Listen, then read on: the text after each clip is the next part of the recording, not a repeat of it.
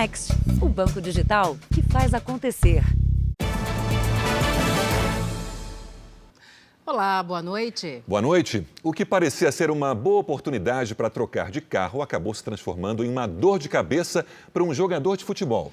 O atleta negociou pela internet com uma pessoa que se dizia parente do proprietário do veículo, mas depois de ter feito o pagamento, ele descobriu que era um golpe. Foi numa rede social que o jogador de futebol Bruno Leonardo viu o anúncio do modelo de um carro que ele procurava. Mandou mensagem e, como o veículo estava em outra cidade, ele pediu para um amigo ir até lá encontrar a proprietária. Meu amigo foi lá olhar, viu o carro realmente estava nesse lava-rápido. Ele olhou, gravou o carro, olhou por dentro, andou com o carro, chegou a andar com ela. Ainda pelo celular, Bruno acertou o valor de R$40 mil com um homem que dizia ser primo da dona do carro. Só faltava oficializar o negócio. O amigo do jogador e a dona do carro foram então até um cartório onde ela preencheu o recibo de venda e teve a assinatura reconhecida. Com o documento pronto, o comprador fez a transferência do dinheiro para uma conta do suposto primo da proprietária, sem imaginar que estava caindo num golpe.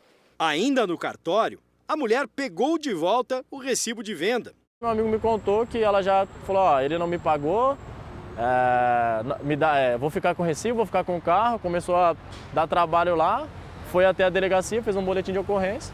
Além de autenticar recibos de venda, os cartórios comunicam automaticamente para a Secretaria da Fazenda as transações realizadas. Foi o que aconteceu, mas o Bruno descobriu dias depois que o aviso havia sido cancelado. O Detran me disse que dentro da lei não era possível fazer essa anulação sem uma assinatura minha. Em nota, o Detran de São Paulo disse que instaurou uma apuração administrativa sobre o caso e vai verificar a origem dos documentos. Este advogado explica quais são os cuidados necessários com ofertas na internet. Nunca acreditar em anúncio com valores muito abaixo do valor de mercado. Sempre tratar direto com o vendedor, né? o comprador, verificar a documentação, ver se a pessoa que está vendendo o carro é realmente o dono desse carro, para não cair nesse tipo de golpe. Veja agora outros destaques do dia. Filha de suspeita de envenenar enteados acusa a mãe em julgamento. Furacão Ian deixa mais de 60 mortos nos Estados Unidos. Rússia abandona territórios com o avanço das tropas da Ucrânia. Tribunal Superior Eleitoral faz teste e confirma que urnas estão zeradas e prontas para votação. Governo anuncia que segurança das eleições vai ser garantida por mais de 500 mil agentes. E a reta final dos candidatos à presidência da República.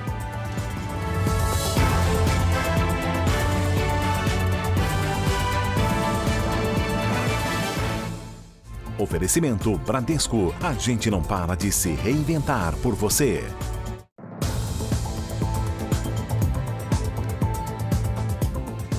A filha da mulher suspeita de envenenar os enteados no Rio de Janeiro acusou a mãe no primeiro dia de julgamento. Cíntia Mariano Dias teria confessado que colocou veneno na comida dos filhos do marido. 23 testemunhas foram ouvidas. Por 6 horas, elas responderam às perguntas feitas no primeiro dia de julgamento de Cíntia Mariano Dias. O enteado, Bruno Cabral, de 16 anos, contou como a madrasta reagiu quando ele percebeu que havia algo estranho na comida. Perguntei para ela que pedra azul era essa, que eu nunca tinha visto. Aí quando ela foi ver meu prato, ela viu essas pedras azuis, ela começou a ficar meio desesperada. Ela arrancou o prato da minha mão, tirou o que eu tinha separado, as pedrinhas que eu tinha separado, e botou mais feijão. Bruno passou mal, foi internado e sobreviveu. 2 meses antes, a irmã dele deu entrada no hospital com os mesmos sintomas após comer um sanduíche na casa da madrasta. Fernanda Cabral ficou 13 dias internada, mas não resistiu. Os filhos biológicos de Cíntia também foram ouvidos pela justiça. Eles acusam a própria mãe pela morte da jovem. A filha dela, Carla Mariano Rodrigues, estava no dia que Bruno teria sido envenenado. Ela contou detalhes de uma conversa que teve com a mãe. Eu falei, por que você puxou o prato dele? Ela falou que fez e que puxou porque tinha se arrependido. Em relação a Fernanda? Em relação a Fernanda, ela ficou falando que não fez E eu falei, fala, e ela foi e falou que fez. A audiência foi interrompida porque 2 testemunhas faltaram e vai ser retomada na segunda-feira. 5 pessoas devem ser ouvidas. O julgamento ainda não tem data para acontecer. Cíntia Mariano está presa desde maio em um presídio de Bangu, na zona oeste do Rio. Ela responde pela morte de Fernanda e pela tentativa de homicídio contra Bruno. Eleições 2022. O horário de votação este ano vai seguir a hora de Brasília, para que todos abram e encerrem as urnas ao mesmo tempo. E por causa disso, algumas cidades que têm fuso diferente vão começar a votação mais cedo que o de costume, na hora local. Veja se é o seu caso. Em Campo Grande, cidade que está 1 hora atrás em relação à capital federal, os eleitores garantem que estão por dentro da novidade. Pessoas vão ter que acordar um pouquinho mais cedo, né? A informação é um negócio essencial, né? Quem não se informa, já viu, né? Perde a hora e tudo mais. Para que as sessões sejam abertas e encerradas ao mesmo tempo em todo o país, será seguida a hora de Brasília. Veja o mapa dos fusos horários do país. No Acre e em parte do Amazonas, são 2 horas a menos. Portanto, as urnas vão abrir às 6 da manhã e fecharão às 3 da tarde, no horário local. No restante do Amazonas, Roraima, Rondônia, Mato Grosso do Sul e parte do Pará, a votação vai das 7 da manhã às 4 da tarde, sempre no horário local. Na outra metade do Pará e nos demais estados, vale o horário de Brasília, com abertura das sessões às 8 da manhã e encerramento às 5 da tarde.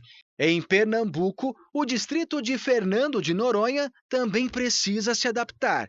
Votação entre 9 da manhã e 6 da tarde. Com a unificação do período para votar, a apuração começa em todo o país no mesmo momento, às 5 da tarde, horário de Brasília. O eleitor que estiver na fila até esse horário tem garantido o direito ao voto. Em anos anteriores, a Justiça Eleitoral só começava a divulgar os resultados após o fechamento das urnas no Acre. Para este historiador, a agilidade na divulgação dos resultados traz mais confiança para o processo.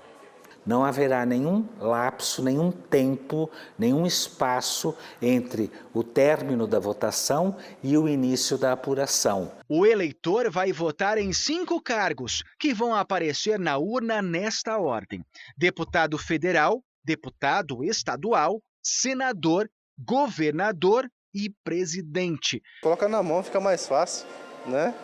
A colinha faz toda a diferença, né? Na hora do voto. Para não esquecer. Para não esquecer.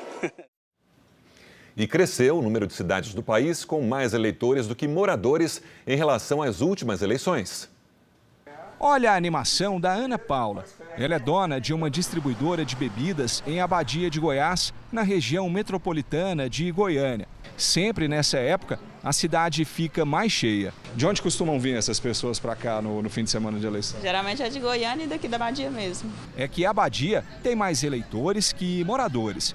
De acordo com as estatísticas oficiais, mais de 12 mil pessoas votam no município, enquanto 9 mil moram aqui. Segundo o IBGE e a Justiça Eleitoral, 569 municípios do país têm hoje mais eleitores que moradores, 15% a mais que na última eleição. Especialistas apontam que a defasagem de dados é o principal motivo para essa diferença. Enquanto as estatísticas do Tribunal Superior Eleitoral estão atualizadas, o último censo da população foi feito há 12 anos. Agora há pouco também nós tivemos campanhas para os jovens eleitores, né, para os jovens entre 16 e 18 anos fazerem os seus alistamentos eleitorais. Isso aí acaba que inflou, por assim dizer, né, o número de eleitores nessas localidades. Há também uma outra causa. Parte dos eleitores muda de cidade, mas não transfere o título. É o caso da Lara, que viaja 90 quilômetros para votar e aproveita para rever a família. A gente acaba indo na escola, que a gente estudou quando a gente era criança, então relembra muitas coisas. Mais de 690 mil brasileiros que moram em outros países vão poder votar para a eleição presidencial neste domingo. É o maior número de eleitores no exterior da história. O número de eleitores do Brasil no exterior é recorde. Aumentou 39% nos últimos 4 anos. São quase 700 mil brasileiros que fizeram a transferência do domicílio eleitoral. A maioria, quase 60%, mulheres, entre 35 e 44 anos. Os Estados Unidos seguem como o país com o maior número de eleitores brasileiros. E das 10 cidades estrangeiras com o maior colégio eleitoral, 5 ficam na Europa. Fora do Brasil, Lisboa é a cidade com o maior registro de brasileiros que podem ir às urnas, mais de 45 mil, um aumento de mais de 100% nos últimos 4 anos. O Consulado do Brasil aqui na capital portuguesa explica que esse crescimento aconteceu não só por causa da imigração, mas por uma maior informatização do sistema que facilitou o processo de votação no exterior. Em abril deste ano, o Tribunal Superior Eleitoral autorizou que fossem instalados postos de votação fora da sede das embaixadas e repartições em 21 países. Nós recebemos 58 urnas, as urnas já se encontram testadas, de acordo com todo o protocolo de segurança e as exigências do TSE. Depois de Lisboa, aparecem as cidades de Miami e Boston, nos Estados Unidos, seguidas por Nagoya, no Japão. Vale lembrar que quem está fora do país só pode votar para presidente. O eleitor que não fez a transferência tem que justificar a ausência. Todo o processo pode ser feito online. Ainda nesta edição, outras informações sobre as eleições. Você vai ver como foi o último dia de campanha para os candidatos à presidência. O uso de máscaras não vai mais ser obrigatório nos navios na próxima temporada de cruzeiros, que começa no fim do mês. Por causa da redução no número de mortes por Covid-19, a Anvisa mudou as regras de embarque de passageiros. Casar perto do mar era um sonho antigo.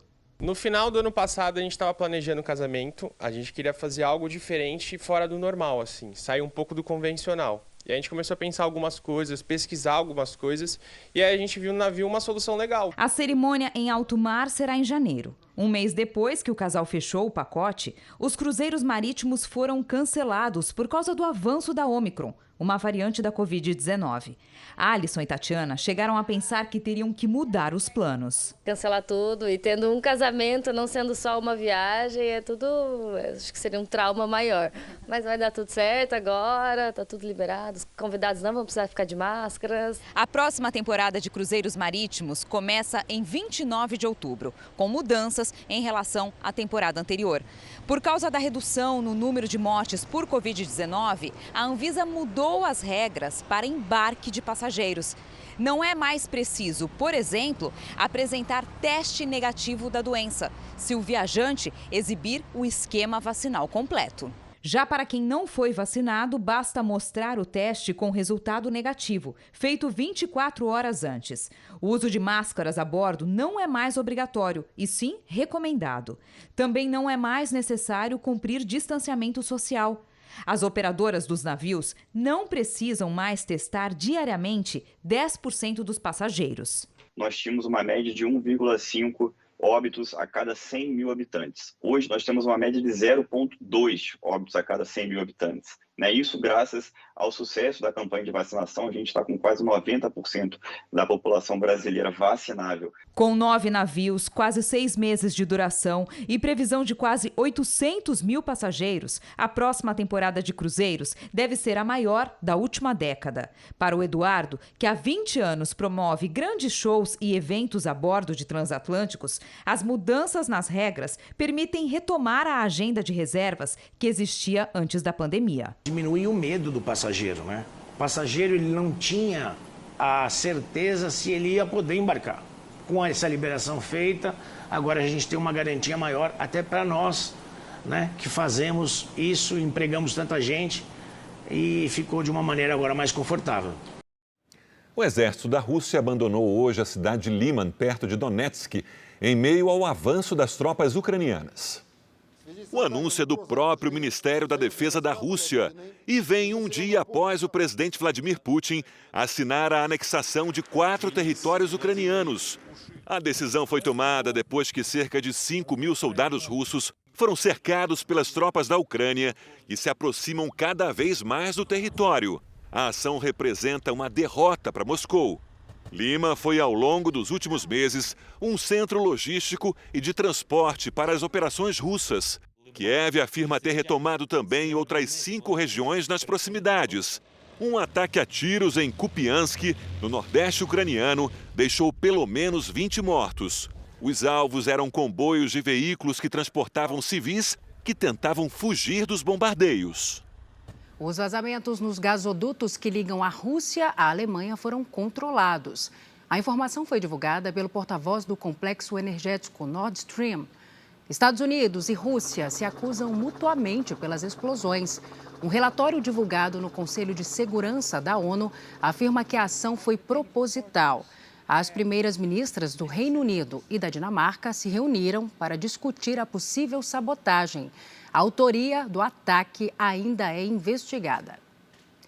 E veja ainda hoje o dia dos candidatos à presidência da República na reta final das eleições. E a seguir, o esquema de segurança para que a votação amanhã aconteça sem problemas.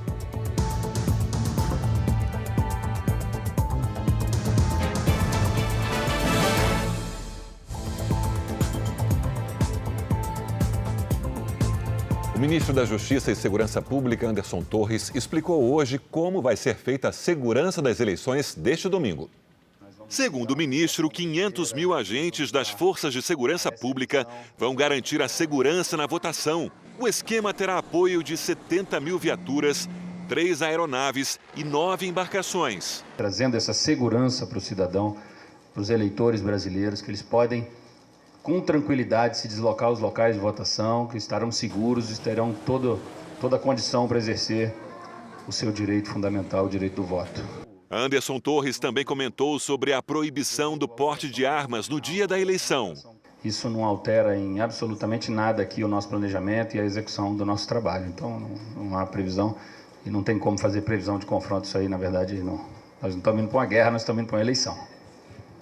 Veja agora os destaques do próximo Domingo Espetacular. Quem é o jovem de 15 anos que planejou e executou um ataque a uma escola? Ele entrou no colégio armado e matou uma colega cadeirante a golpes de faca. Nunca imaginava que aquilo ali poderia ser uma despedida. Por que cenas como essa se repetem no Brasil? Escândalo sexual no mundo do futebol. Modelo acusa 3 jogadores do Botafogo de Ribeirão Preto de agressão e estupro coletivo. Falei que não queria ficar com ninguém. Você vai acompanhar os bastidores da investigação que pode acabar com a prisão dos atletas. Ele mexia no porta-malas do carro, quase foi atingido por um motorista desgovernado.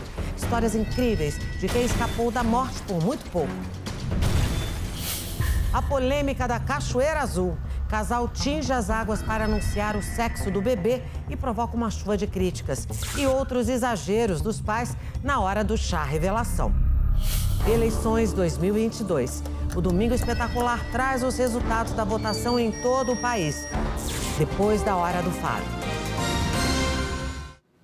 O governo iraniano confirmou a prisão de 9 estrangeiros acusados de participação nos protestos depois da morte de uma jovem sob custódia policial.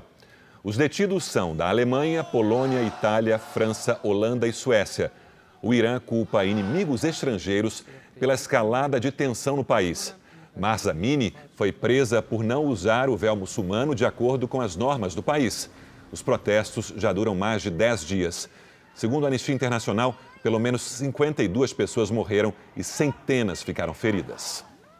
No Iraque, milhares de pessoas foram às ruas para marcar o 3º ano de protestos contra a crise política e econômica no país. A multidão se reuniu na capital, Bagdá, e em outras cidades para pedir a queda do atual regime. Os manifestantes também exigem o fim da corrupção e da má gestão nos serviços públicos. A polícia usou bombas de gás lacrimogênio para dispersar os grupos que tentavam atravessar uma ponte que leva a prédios do governo. Dezenas de pessoas ficaram feridas. Em 2019, os confrontos com as forças de segurança iraquianas deixaram mais de 600 mortos. Veja a seguir. Falsas agências de turismo prometem viagens dos sonhos, mas entregam pesadelo para quem foi enganado. E também há 12 horas as aberturas das sessões eleitorais, o que pode e o que não pode ser feito no dia da votação.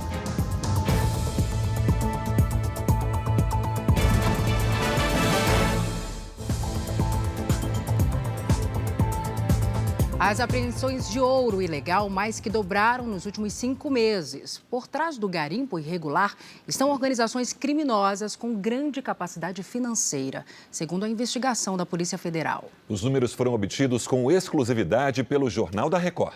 Operações da Polícia Federal têm identificado áreas de exploração ilegal de ouro em locais de preservação ambiental e territórios indígenas. No ano passado, foram 221 quilos apreendidos, o equivalente a 68 milhões de reais. Em 2017, foram 95 quilos, ou mais de 29 milhões de reais. Ao longo dos últimos 5 anos, o volume de ouro ilegal apreendido mais que dobrou. O programa Brasil Mais, do Ministério da Justiça e Segurança Pública, usa o monitoramento via satélite para identificar pontos suspeitos de extração ilegal de ouro ou outros minerais. Ao todo, somente no ano passado, foram 59.954 focos, que resultaram em 150 operações da Polícia Federal. A maior parte dos alertas veio de terras indígenas. A mais atingida é a Caiapó. E isso, com certeza, é um suporte gigante para a detecção rápida da situação do garimpo ocorrendo, né? Assim como o desmatamento, por exemplo. O maquinário apreendido nos garimpos clandestinos revela a participação de organizações criminosas com alta capacidade financeira. Alguns equipamentos chegam a custar mais de R$1 milhão. Escondidos no meio da floresta amazônica, em áreas de difícil acesso, a remoção é quase impossível ou muito cara. Por isso, as máquinas apreendidas são incendiadas no próprio local para não serem usadas de novo. De acordo com a Polícia Federal, as maiores organizações criminosas do país estão aproveitando a logística do tráfico de drogas para lucrar também com toda a atividade ilegal de extração e comercialização do ouro. E pequenas quantidades podem ser muito valiosas. Essa barra de ouro aqui, por exemplo, tem menos de 10 centímetros, mas pesa cerca de 1 quilo. O valor de mercado é próximo dos R$300 mil. A Polícia Federal usa a ciência e a tecnologia para desmentir os criminosos que tentam legalizar o ouro apreendido. Somente em 2022, 9 bilhões de reais de empresas suspeitas de envolvimento no esquema foram bloqueados pela Justiça. Mas como o crime é identificado? A resposta está nos laboratórios do Instituto Nacional de Criminalística. Os equipamentos fazem análise comparativa das características do ouro de uma região com outra, ou até mesmo se vem de joias derretidas. O ouro, ele não é 100% ouro, ele é uma liga metálica. Então, nessa liga, você tem impurezas. Então, você tem, às vezes, cobre, você tem prata e você tem chumbo. Você consegue entender quando aquele ouro formou, aquele grão de chumbo formou. Então, você sabe a característica do metal que foi formado em Roraima e a característica do metal que foi formado no Pará. Com anúncios chamativos e preços atraentes, falsas agências de turismo prometem viagens consideradas inesquecíveis. Muitas vezes são armadilhas que terminam em prejuízo financeiro e frustração. Em uma rede social, Denivânia encontrou um pacote turístico que parecia perfeito para a viagem de férias com o marido. O destino, a paradisíaca cidade de Arraial do Cabo, na região dos Lagos, no Rio de Janeiro. Já no primeiro contato, a agência prometeu piscina, churrasco e passeio de barco pelas belas praias da cidade. Fiz esse pacote, paguei, dei um sinal de R$100, que tem que dar um sinal. E com 2 dias depois eu paguei os demais valores, que foi mais 700, o total foi 800. A expectativa era grande, mas a viagem foi cancelada na semana em que o casal iria embarcar. A funcionária da suposta agência de viagens prometeu o reembolso do dinheiro em 10 dias, o que também não aconteceu. Denivânia foi vítima de um golpe. Ela me bloqueou, tanto do WhatsApp como de todas as redes sociais. Essa golpista, ela tem diversas excursões, diversas páginas abertas, diversos nomes, porque como ela dá o golpe, a pessoa descobre, ela muda de foto, muda de nome e assim por diante, né? De janeiro a agosto deste ano, a Secretaria Nacional do Consumidor registrou mais de 39 mil reclamações referentes a viagens, turismo e hospedagem. Entre as queixas, há casos de serviços contratados que nunca foram prestados. Muitas vezes a vítima do golpe só se dá conta de que o pacote de viagem nunca existiu quando chega ao local do embarque. Para evitar essa frustração, especialistas sugerem alguns cuidados, como não comprar por impulso e pesquisar bem o histórico da empresa. Quando você coloca o nome de uma empresa, normalmente vem as reclamações e os elogios a ela. Então você já consegue também identificar melhor a existência da empresa. A Denivânia descobriu que, além dela, pelo menos outras 23 pessoas foram vítimas da mesma falsa agência de turismo. Todas registraram boletim de ocorrência. É muito importante que as pessoas denunciem aos amigos o problema. Pelo perfil que se faz daquele usuário, ele também vai buscar os amigos ou pessoas com perfis parecidos. Depois de cair no golpe, a enfermeira conta que aprendeu uma lição. Não só olhe a avaliação dessa excursão e entre no perfil dessa pessoa que avaliou essa excursão e verifique se a pessoa realmente é real ou é fake. Voltamos com informações das eleições. Vamos ver como foi o último dia de campanha dos candidatos ao governo de São Paulo.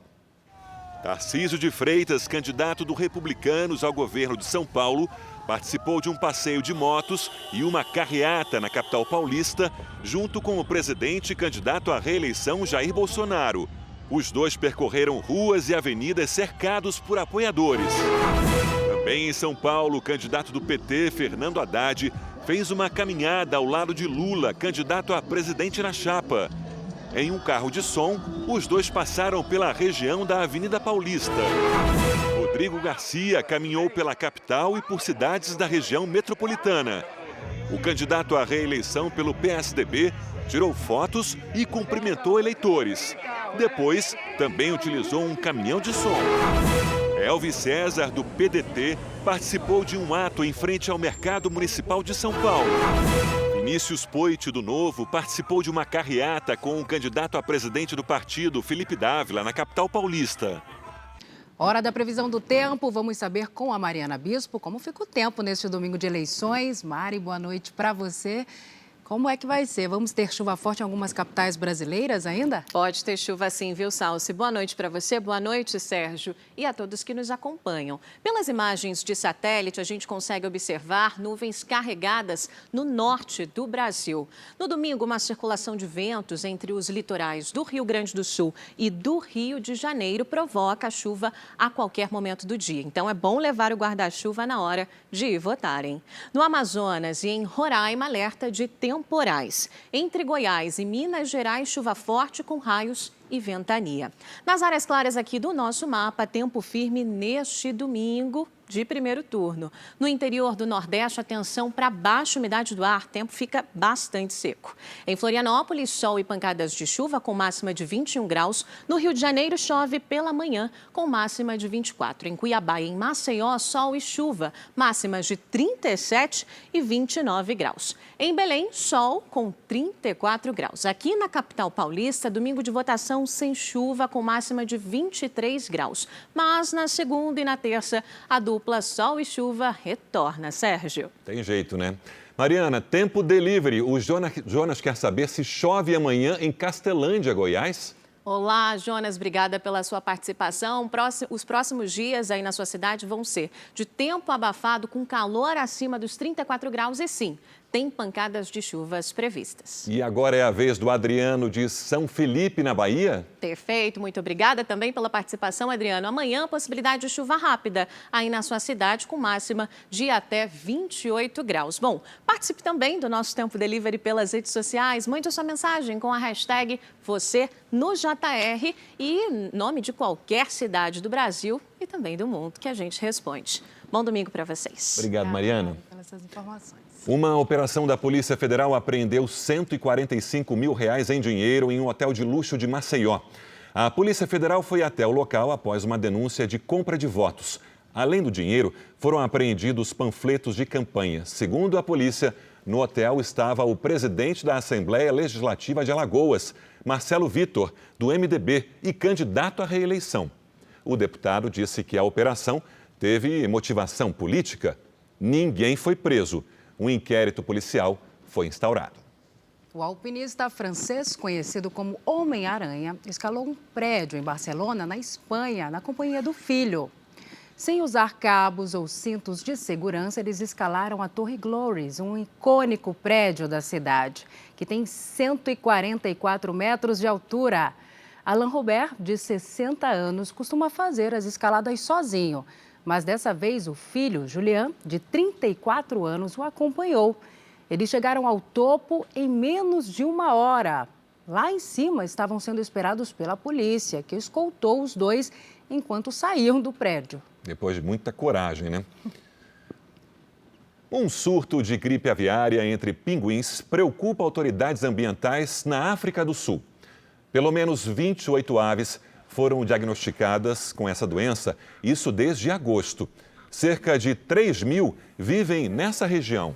A colônia de pinguins fica em Baldur's Beach, que é uma praia ao sul da cidade do Cabo. Especialistas monitoram o surto na tentativa de evitar que outras aves também sejam contaminadas. E o famoso letreiro de Hollywood, no estado americano da Califórnia, começou a ser restaurado. A obra faz parte das comemorações dos 100 anos do letreiro, marcadas para o ano que vem. O local é um dos maiores símbolos da indústria audiovisual dos Estados Unidos e já apareceu em centenas de filmes, séries e programas de televisão. A restauração está prevista para terminar em novembro. O Jornal da Record faz uma pausa para o pronunciamento do ministro Alexandre de Moraes, presidente do Tribunal Superior Eleitoral, TSE. E logo depois você vai ver como foi o último dia de campanha dos candidatos à presidência da República. E também os números que mostram o reaquecimento da economia e o aumento das vagas temporárias de emprego. A gente volta já.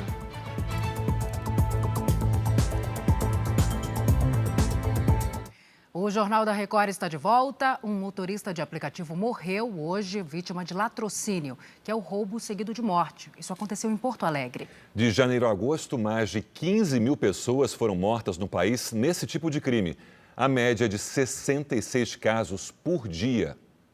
O motorista de aplicativo Rodrigo Freitas Miller foi abordado por 2 homens na zona sul de Porto Alegre.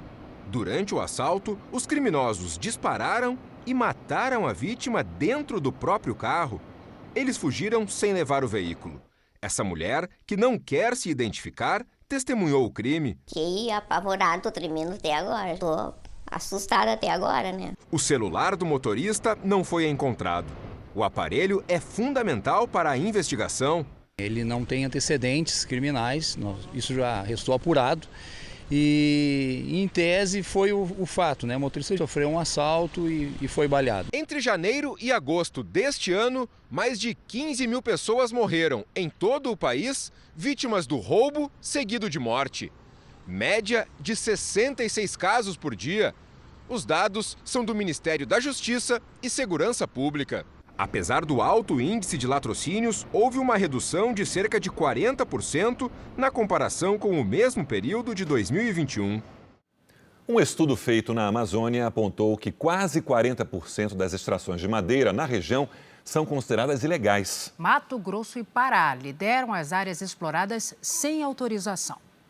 Em um ano, cerca de 142 mil hectares de terra foram explorados ilegalmente na Amazônia brasileira. 15% ficam em unidades de conservação e terras indígenas. É como se uma floresta do tamanho da cidade de São Paulo tivesse sido destruída no período, segundo o levantamento da rede CIMEX, que monitora a exploração madeireira na região. Conseguimos avaliar, ter acesso a dados de extração de madeira dos estados. Isso nos permitiu, de forma inédita, avaliar a legalidade da situação madeireira no bioma Amazônia. Os pesquisadores mapearam 377 mil hectares por meio de imagens de satélite. 38% dessa área teve madeira retirada sem autorização. Mato Grosso e Pará foram os estados com a maior exploração ilegal. Desde o ano passado, a Operação Guardiões do Bioma, com apoio de órgãos federais e estaduais, tenta combater o desmatamento na região. Segundo o Ministério da Justiça e Segurança Pública, de março a julho de 2022, esse trabalho gerou um prejuízo de mais de 889 milhões de reais ao crime organizado. Se você de fato compra uma madeira que não tem garantia, que não vem de um processo certificado, você está contribuindo com atividade não autorizada. Ao menos 65 pessoas morreram na passagem do furacão Ian pela Flórida. Na Carolina do Sul, foram 4 mortes. Na Carolina do Sul, o fenômeno causou fortes chuvas e provocou inundações e quedas de árvores. Na passagem do furacão Ian pela Flórida, casas, pontes e barcos foram arrastados. Christina Courtney, que mora na cidade de Fort Myers, conta que sabia que seria ruim, mas não imaginava que perderia tudo. Estamos tentando salvar o que podemos. Essas imagens de satélite mostram o antes e o depois de regiões atingidas pelas tempestades e a força dos ventos na Flórida. Apesar do sol aparecer, ainda há muito trabalho pela frente. No estado, ruas estão alagadas e mais de 1 milhão de moradores seguem sem energia elétrica. Em Orlando, onde não há mais danos, voluntários, incluindo crianças, arrecadam doações para enviar às áreas mais atingidas. Dentro dessa caminhonete tem lençol, edredom, toalha, travesseiro. O dono dessa caminhonete é também dono de uma lavanderia. Então, assim, lençóis, esses objetos que têm umas pequenas manchas não podem seguir para os seus clientes, mas dão perfeitamente para quem nesse momento não tem absolutamente nada. E vai assim, olha, tomando a calçada, todas essas doações vão seguir para o sul da Flórida, a área mais atingida pelo furacão Ian. Esta mulher percorre casas na região para recolher as doações e trazer até aqui, onde um caminhão foi abastecido. Ela conta que já foi a 10 lugares. E esse telefone aí não para? Não, já tem mais 3 aqui nesse tempo que a gente está aqui conversando. O caminhão também leva materiais para consertar telhados. Aqui a comunidade brasileira é muito unida, né? Na medida do possível, dentro da sua correria aqui, mas graças a Deus todo mundo ajudando. Um pouquinho de cada um, a gente pode ajudar muita gente lá que está sofrendo demais, né? De volta ao Brasil, o Tribunal Superior Eleitoral fez testes hoje nas urnas eletrônicas para verificar se elas estão zeradas e se todos os candidatos que concorrem estão no sistema. Tudo foi supervisionado por entidades brasileiras e internacionais. Não houve problemas. O teste já aconteceu em eleições passadas e faz parte da fiscalização das eleições. O procedimento tem um nome incomum, zerésima, mas é muito importante para assegurar que as urnas eletrônicas estejam zeradas no momento em que o primeiro eleitor apertar essas teclas. A zerésima é uma espécie de extrato impresso para provar que não há votos registrados no equipamento antes de começar a eleição. Foram testados os votos de presidente e de outros cargos, como governadores e senadores, de cada estado, como foi feito no Rio de Janeiro e em Porto Alegre. Amanhã, às 7 horas da manhã, cada urna eletrônica de todas as seções espalhadas pelo Brasil também emitirá uma zerésima. O documento terá que ser impresso assim que o equipamento for colocado em funcionamento e poderá ser examinado por qualquer cidadão, candidato ou fiscal de partido. Também foram analisados sistemas de transmissão, recebimento e totalização dos dados das urnas. Os procedimentos foram concluídos com sucesso e os técnicos não encontraram irregularidades. Essa é uma verificação das 39. Nós levantamos em um último levantamento que há 39 oportunidades de verificação e fiscalização do sistema pelas entidades fiscalizadoras. Essa é uma das 39 que comprova que os sistemas que estão instalados são íntegros, autênticos e são os que foram assinados digitalmente pelas autoridades no dia 2 de setembro. Representantes do Ministério Público, Controladoria Geral da União, Ordem dos Advogados do Brasil, Procuradoria Geral Eleitoral, Tribunal de Contas da União, Polícia Federal e alguns partidos acompanharam. Amanhã, durante todo o período de votação, também serão realizadas outras etapas de segurança do sistema. Entre elas, o teste de integridade das urnas, realizado há 20 anos. As sessões que irão passar pelo procedimento foram sorteadas hoje pelos tribunais regionais eleitorais. A urna eletrônica receberá os mesmos votos que estão em cédulas de papel e, ao final da votação, o resultado eletrônico e o dos votos em papel serão comparados. Todos os procedimentos são filmados, publicados ao vivo na internet e auditados. E pela primeira vez, a biometria dos eleitores também será testada. O presidente do TSE, Alexandre de Moraes, irá acompanhar 2 testes em Brasília. E nesta eleição, mais adolescentes poderão votar em todo o país. O número de jovens de 16 e 17 anos que tiraram o título de eleitor subiu 51% em relação a 2018. Bianca se prepara para ficar frente a frente com uma urna eletrônica pela primeira vez. A jovem de 16 anos tirou o título de eleitor e confirma a presença no dia da votação. A vontade de que minha voz seja escutada, sabe? Que eu possa participar desse processo que vai eleger o governante do país que eu vou viver. Pela minha empolgação, eu estou um pouco nervosa, porque é a primeira vez, então, eu nunca fiz isso. Mas já procurei saber como é que funciona, a ordem. Em todo o país, mais de 2 milhões de jovens de 16 e 17 anos poderão votar no domingo, alta de 51% em relação a 2018. Esse público representa 1,3% do eleitorado brasileiro. O voto não é obrigatório nessa faixa etária.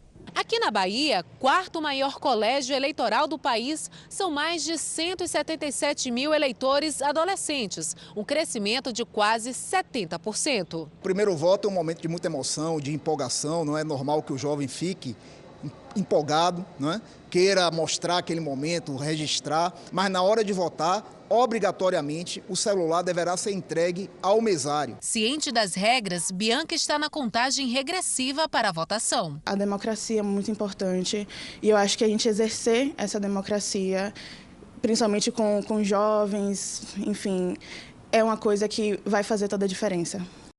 E faltam menos de 12 horas para a abertura das sessões eleitorais. São os últimos momentos para esclarecer as dúvidas antes da votação. E a gente traz aqui um tira-teima para você chegar bem informado no momento do voto.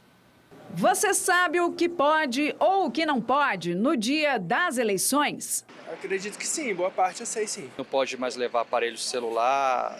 Pois é, a lista é grande, mas é necessário prestar atenção nas novas regras estabelecidas pelo Tribunal Superior Eleitoral.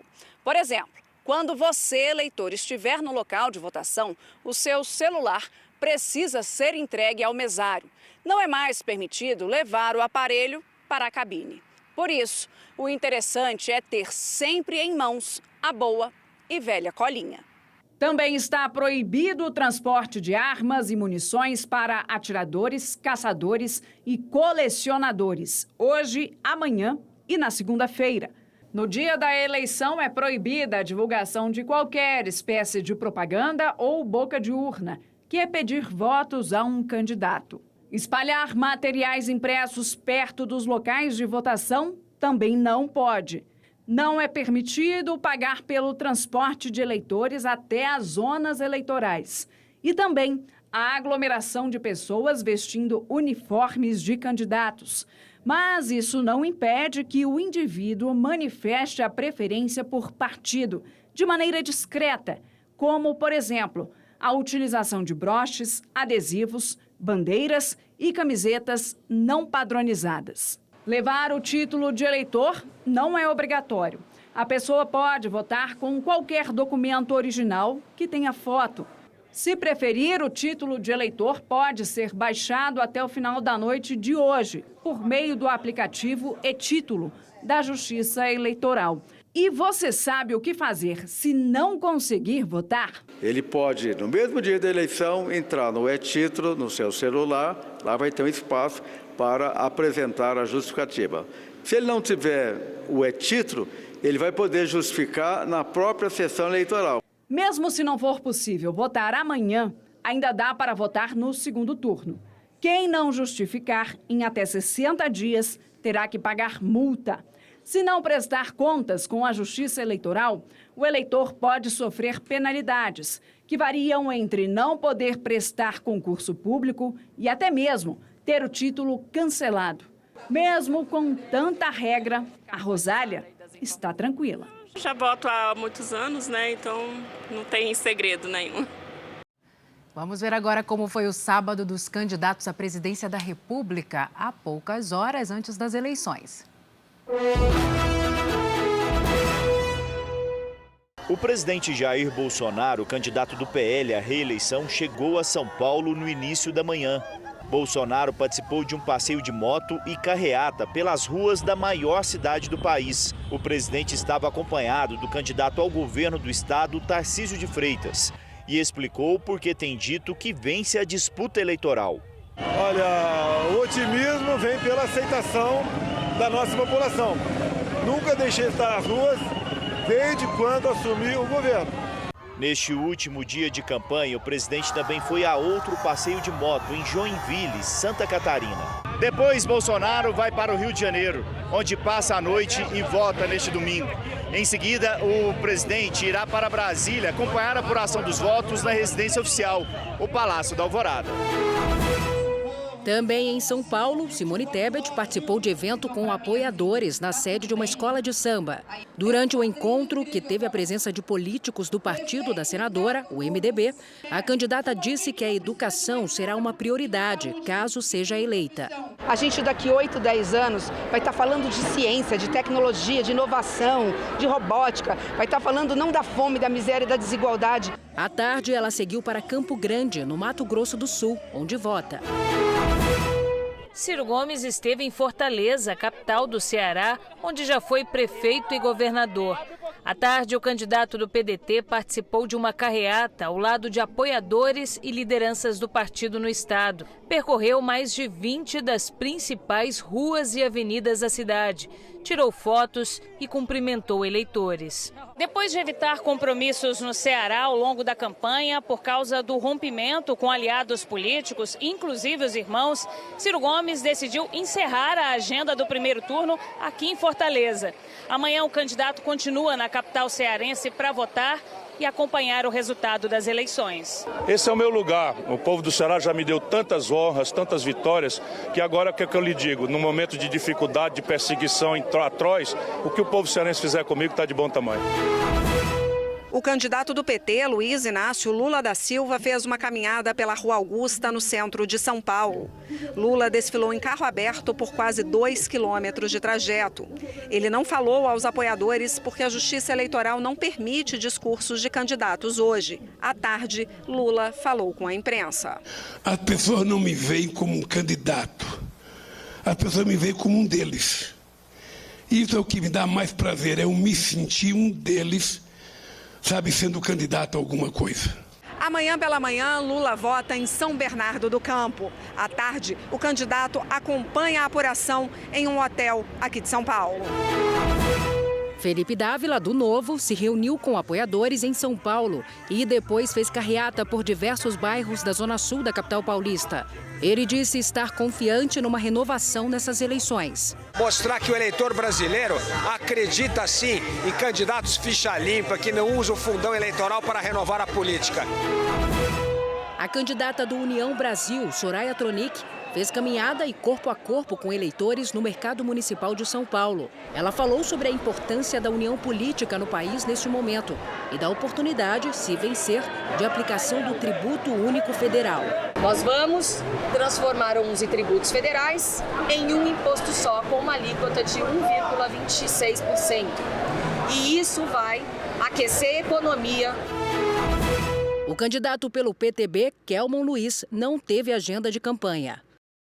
E amanhã, a partir das 8 da manhã, o jornalismo da Record TV leva até você todas as informações sobre o primeiro turno das eleições 2022. De todo o Brasil, boletins ao longo da programação e dentro do Domingo Espetacular, a contagem dos votos ao vivo. A região Centro-Oeste registrou números preocupantes de casos de dengue ainda no período de estiagem. A tendência é que agora, com o período chuvoso, esses números aumentem ainda mais.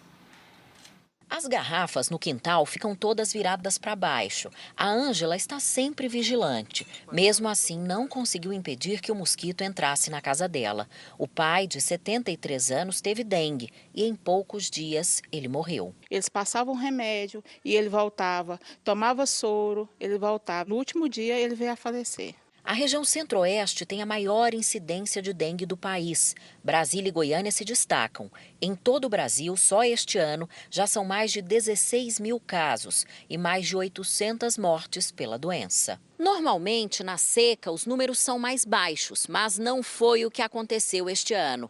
Apesar da estiagem, houve alta de janeiro até setembro de 189% nos casos de dengue em relação ao mesmo período do ano passado. E de agora em diante, ainda tem o período chuvoso. Depois de mais de 120 dias de estiagem, a chegada da chuva em Goiânia é propícia para o surgimento de novos focos de dengue.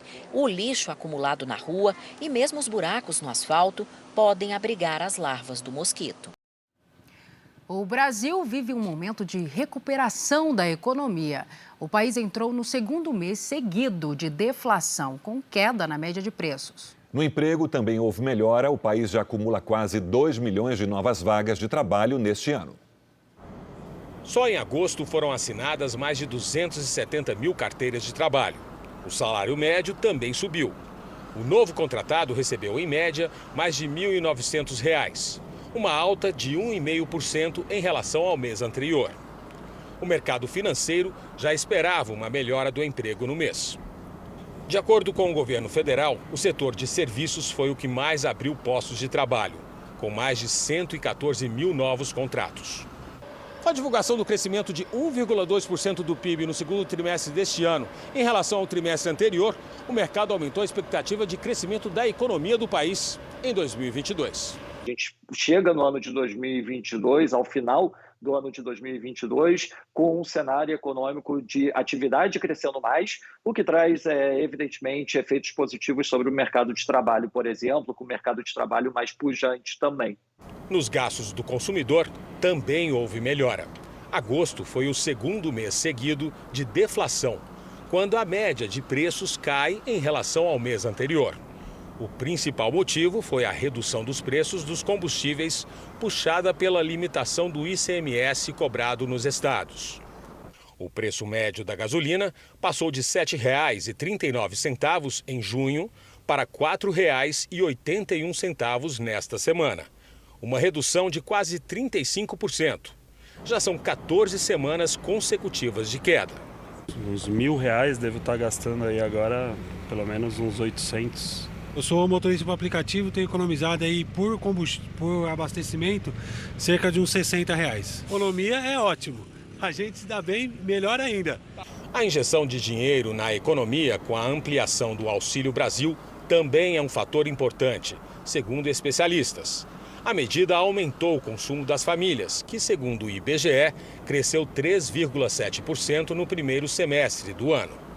Temos também aí um período de arrecadação recorde, de impostos, muito por conta desses dois fatores, A gente aumenta, a economia volta a crescer, com a economia crescendo mais, arrecada mais.